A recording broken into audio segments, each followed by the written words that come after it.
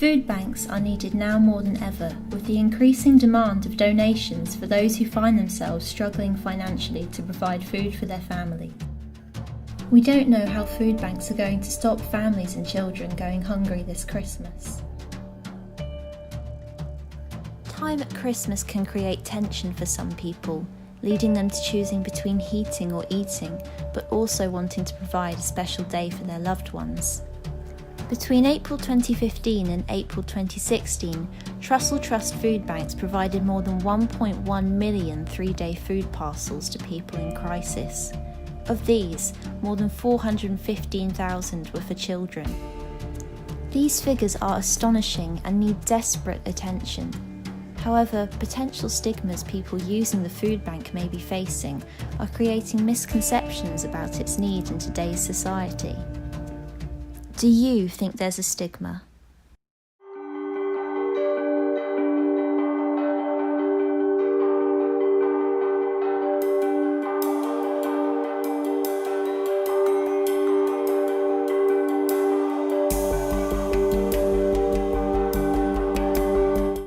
What do you mean by the food bank exactly? It's nice having a food bank, I think.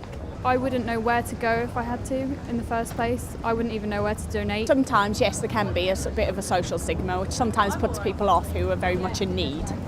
If needs must, you got to do it, haven't you? I know there's loads of other people going through the same thing. I think there is possibly a slight reluctance for people to admit early on that they need the food bank. People almost look down upon for doing it, and they shouldn't be. Knowing that offer's there, then I would happily use it. If it's being given to you, then you take it and embrace it, I suppose. I'm Laura Footer, and for this documentary I will be walking you through the process that your donations go through with the food bank and exploring the stigmas that those using the service face. We're here at the food bank warehouse, where donations are brought in from either donation centres or directly from members of the public. After the products arrive, they are then weighed and sorted by date and category.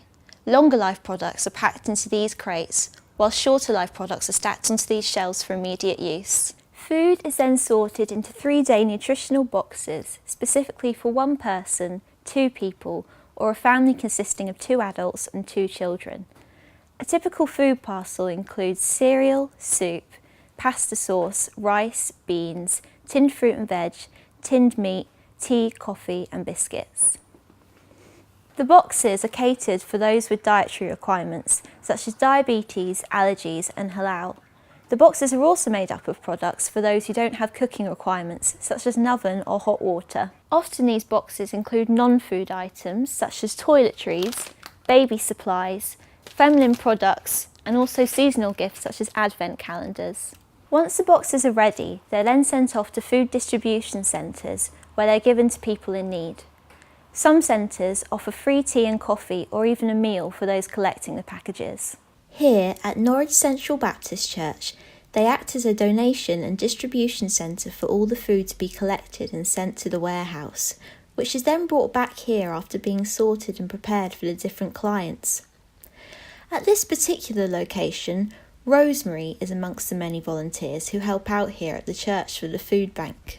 Just to start off, could you tell us a bit about what you do here? I volunteer on a fortnightly basis, so I come along and help get get the tables ready, get the refreshments ready for the people who are going to come in, get the boxes of food ready and a notice out saying that the food bank's open. And then when people start coming for the food bank, everybody has a voucher, and as a volunteer you go and take the voucher, have a look at what they've got and see how they're going to carry it home, try and engage them in conversation if they seem as if they want to. Do you think there's a stigma around using the food bank? Yes, I think there certainly can be. There are certainly some who really are very awkward about it and feel that it reflects badly on them that they've had to come to a food bank, and you have to work quite hard sometimes to put people at ease. Do you think there's anything that could be done to reduce that stigma and feeling within them that they've done something wrong by coming here? I guess it's up to us as volunteers to help the individuals who turn up here to feel more comfortable, so that if they have to come again, they don't feel as awkward as they did the first time. It's not an individual's fault if they need to come to rely on Foodbank. At this church, the donations are still coming in to support those in need. However, as more clients are referred to the food bank, it is important for donations to continue to cover all those in need. I spoke to the part-time employee at the food bank here. We've got a team of 50 volunteers over 3 shifts, so my role is to coordinate it and to try to make the volunteers happy to come into work, because they're all here on their own time. When you look at the sort of people who are assisted by the work that we do, it feels invaluable. To stand on the line and see people coming in with a voucher for food, and to see grown men in tears will give you an idea of the humiliation that some people feel at having to rely on food parcels from a charity. So we're terribly conscious of that. There's a very high percentage of people in Norwich and in the wider country who are only 1 or 2 or 3 paydays away from being destitute. So people should remember that there, for the grace of God, goes all of us. I will now be talking to Hannah, the project manager of the Food Bank charity, asking her some more in-depth questions and possibly exploring with her the stigmas surrounding the clients using their service. Hi Hannah, thank you for letting us interview you today. What's your job role? I'm the project manager, so whatever needs to be done really. So running the whole charity, looking after the volunteers who are in the office and ensuring the distribution centres are running properly, supporting the warehouse as well, and anything else that needs doing. How do you think the food bank has changed over your time working here? For us as Norwich Food Bank, we have seen a slight increase in the numbers of referrals coming to us, so more people needing the food support, but we've also seen people needing other things. So for example, this winter we're helping people with fuel, so gas and electric vouchers.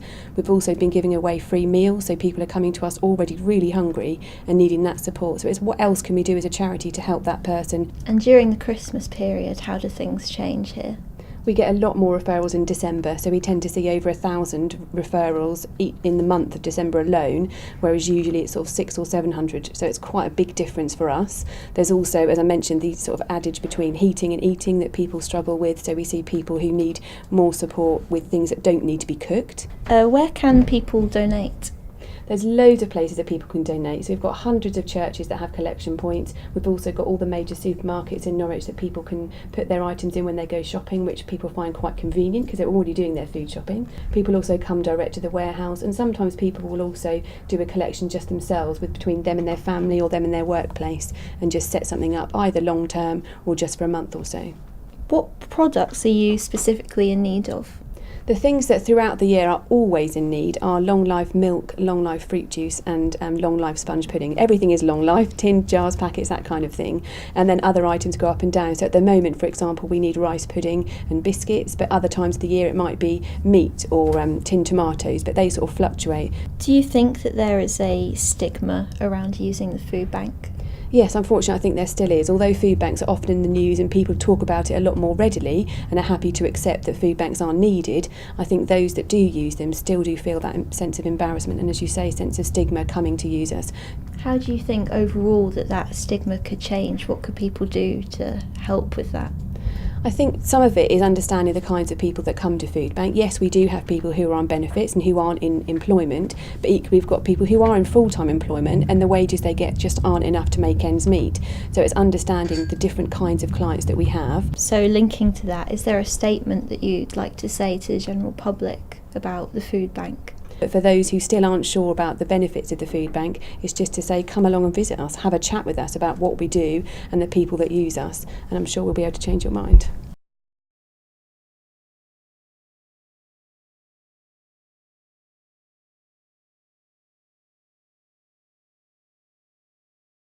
A man living on benefits whilst desperately looking for work was offered a job in Thetford. Living in Norwich at the time made it impossible for him to take it, as he wouldn't be able to afford the travel costs. He was told a travel grant would be made available, but it wasn't, and he was fired after being there only 2 days. A self-employed builder's wife left him and cleared him out financially. He was so distressed by this that he wasn't able to work, and as a self-employed person, lost many contacts. A lady suffering from cancer living in a rural area has to go to regular hospital appointments, but is too weak to walk to the bus stop, so gets a taxi, which is £30 a trip. This has led to large financial strain on her to keep on top of the bills. These are all people just like us. The only difference is these unfortunate events which were beyond their control. This gave them nowhere else to turn except the food bank. After hearing some of these client stories, I felt it would be best for us to talk to some of those who choose to give their time to these people through their volunteer work at the food bank warehouse and office. I'd like to discover why they choose to help out and what they think about the stigmas that might surround the clients they give their time for. I volunteer because I feel very sad that there are people who now can't afford to feed their children.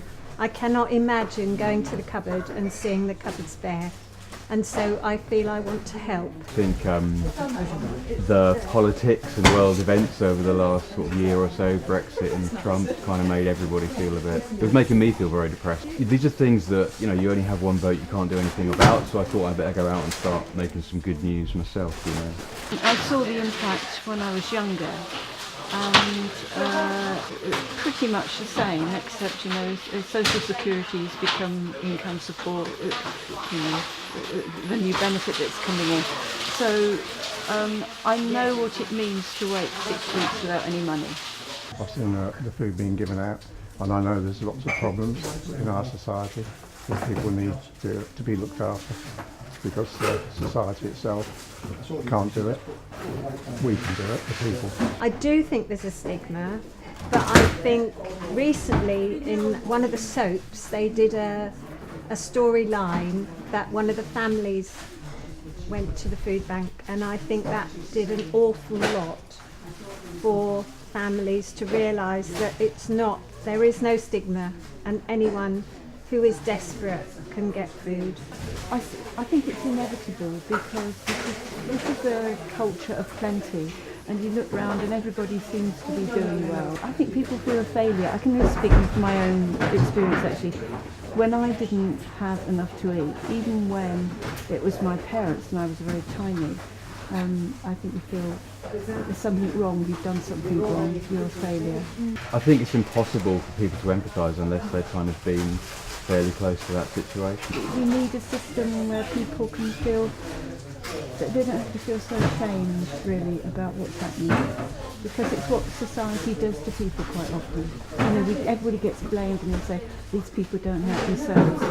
Most people don't get much choice. I think the British people are very open to charity and help. So I just pray, you know, I just say to the people, just keep giving, you know, and keep loving. I hope now you've gained more insight into the food bank and the journey your donations go on. Do you think the stigma surrounding food bank clients is fair?